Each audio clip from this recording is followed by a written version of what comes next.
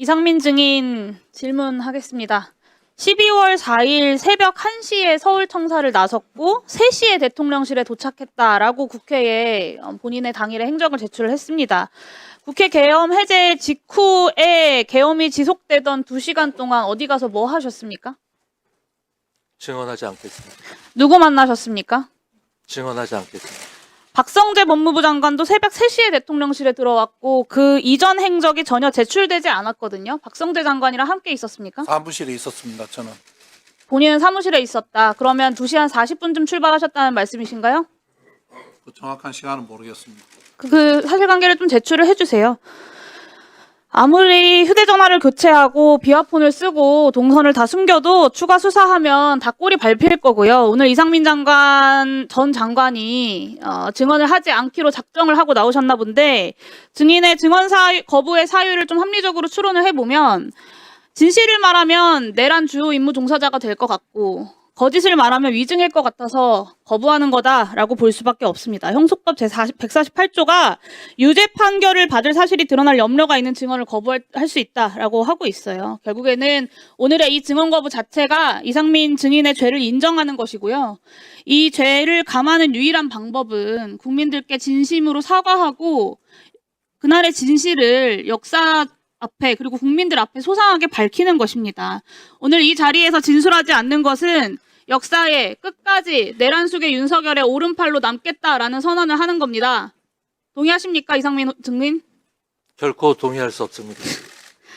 피의자 윤석열이랑 어떤 사전 모의도 없었다고 주장하는 이상민 증인이 심지어는 계엄을 말리고 반대했다라고 주장을 하는 증인이 어떻게 이렇게까지 윤석열과 혼연일체가 되어서 움직였는지 저는 정말 좀 놀라운데요. 한번 살펴보겠습니다. 이상민 증인 12월 3일 23시 37분 소방청장에게 전화로 언론사 단전 단수 조치 지시한 바 있죠? 증언하지 않겠습니다. 장관이 지시하자마자 10분 사이에 소방청 차장이 서울본부장에게 전화하고 소방청장이 서울본부장에게 전화합니다. 계엄 관련 경찰청에서 협조해달라. 요청이 오면 잘 협력해주면 좋겠다. 협력할 일이 많이 발생할 수 있다. 계엄 건의권자이기도 하고 충무계획의 주무부처의 장인 행안부 장관이 비상계엄 중에 직접 지시를 하니까 10분 내에 현장 지휘관까지 전파가 돼서 실행 준비를 한 겁니다. 소방이. 10분 뒤에 소방청장이 똑같은 내용으로 경기본부장에게도 전화합니다. 언론사뿐만 아니라 선관위 단전 단수 사전 계획한 바 있습니까, 증인? 증언하지 않겠습니다. 어디까지 실행된 건지 추가 확인되어야겠지만 이상민 장관이 오늘 증언을 거부하고 있지만 소방청장과 소방공무원들의 증언도 그렇고 그날의 행적도 그렇고 아주 구체적이고 직접적인 지시들이 있었습니다. 저는 소방청장에게 내렸던 이 지시만 해도 이상민 증인은 이미 내란 중요 임무 종사자라고 확정해야 된다라고 보고요.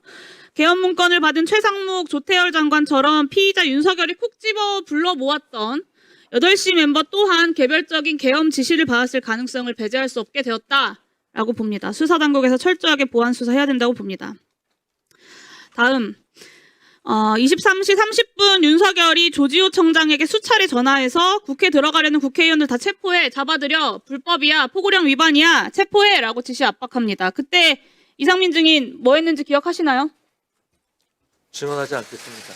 23시 26분 서울청사 도착하자마자 23시 34분에 윤석열이 조지호에게 전화한 지 정확히 4분 후에 조지호 청장에게 전화했습니다. 맞습니까? 증언하지 않겠습니다.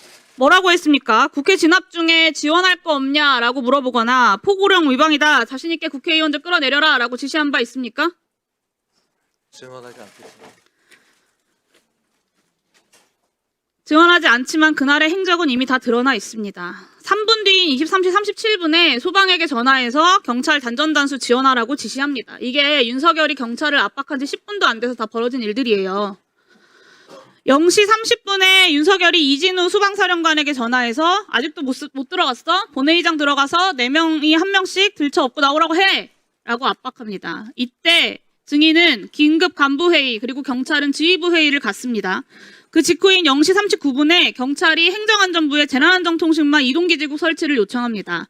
이 이동기지국이 출동한 곳이 딱 세 곳이에요. 국회의사당, 그리고 국회의장 공간이 위치한 한남동 공관촌, 그리고 대통령실 인근입니다. 이 공간이 어떤 곳이냐면요.